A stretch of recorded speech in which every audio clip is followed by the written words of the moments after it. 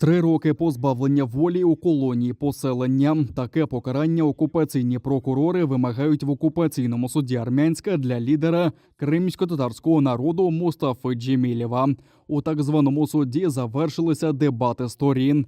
Окупаційний прокурор заявив, що провина Джемілєва цілком доведена і просив за статтями про недбале зберігання зброї та незаконне зберігання боєприпасів звільнити Джемілєва від кримінальної відповідальності у зв'язку із закінченням терміну давності. А за статтею про нібито незаконний перетин держкордону призначити йому покарання у вигляді 3 років позбавлення волі у колонії поселення. Навівши свої докази у дебатах, захист заявив про необґрунтовані звинувачення та просив винести виправдальний вирок. Оголошення вироку відбудеться 22 квітня о 13-й годині.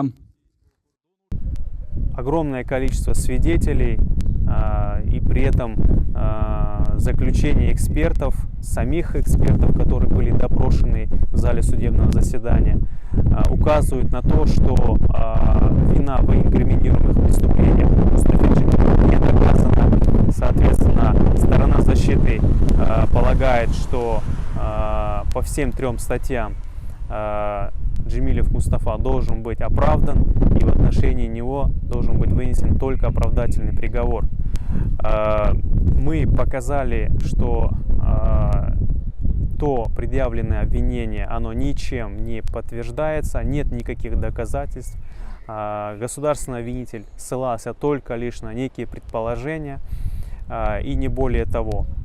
В отличие от государственного обвинителя, сторона защиты полностью опровергла все доводы обвинения, ну и, соответственно, сообщила суду о том, что уголовное преследование Мустафы Джемилева должно быть прекращено в связи с отсутствием события, субъекта, ну и состава инкриминируемых преступлений.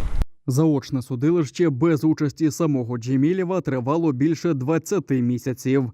Справа була сфабрикована на швидкоруч після оголошення лідерами кримських татар маршу на Крим навесні 2020 року.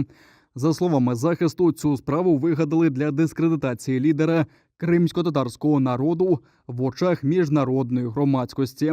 Факт незаконного перетину так званого російського кордону окупанти в суді довести не змогли, бо Джемілєву не вручали офіційної заборони на в'їзд до Криму.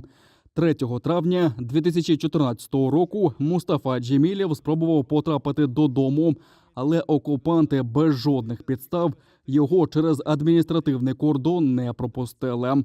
На це тисячі кримських татар із національними прапорами вирушили у бік пункту перетину адміністративної межі для зустрічі лідера.